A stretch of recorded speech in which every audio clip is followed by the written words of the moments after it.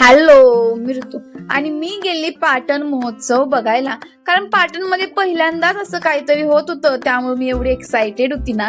आणि सगळ्यात पहिली सुरुवात केलेली खाऊ गल्ली पासून. बऱ्याच प्रकारचे वेगवेगळे स्टॉल होते. सगळ्यांचा काही मी व्हिडिओ करत बसू शकली नाही, कारण की वेळ कमी होता आणि त्यात मी गेली माझ्या मैत्रिणींबरोबर.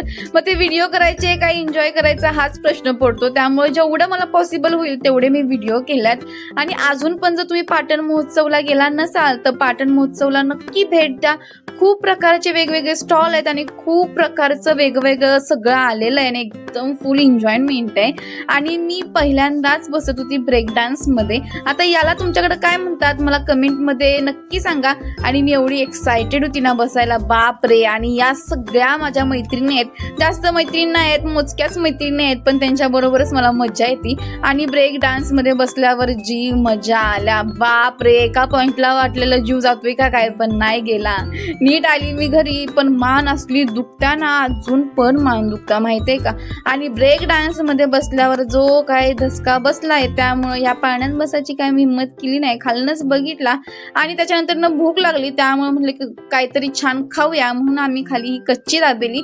आणि कच्ची दाबेलीची टेस्ट खरं सांगता एक नंबर होती. त्याच्यानंतर ना आम्हाला भेटले आमचे सरांबरोबर जरा गप्पा मारल्या आणि सरांनी आईस्क्रीम दिलं. मग ते आईस्क्रीम खाल्लं. आणि त्याच्यानंतर न सगळ्यात जास्त मला जर काय आवडलं असलं महोत्सव मधले तर हा पेंटिंगचा भाग. बाप रे.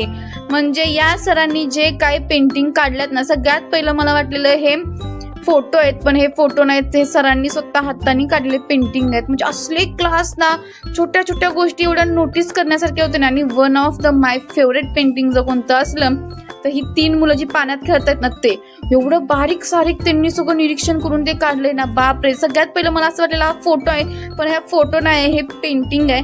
आणि त्याच्यानंतर ना हा शो, डोळ्याचं आणि कानाचं पारणं फेडणारा हा शो होता. Thank you, bye.